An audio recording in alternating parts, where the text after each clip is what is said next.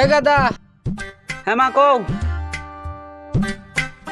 এই যে বাজার দা 20টা জিরা গরম মশলা নেগা দ যা হগালে আসিস।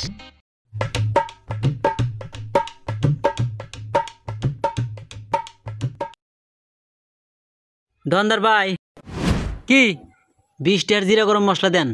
খারাও দিতেছি।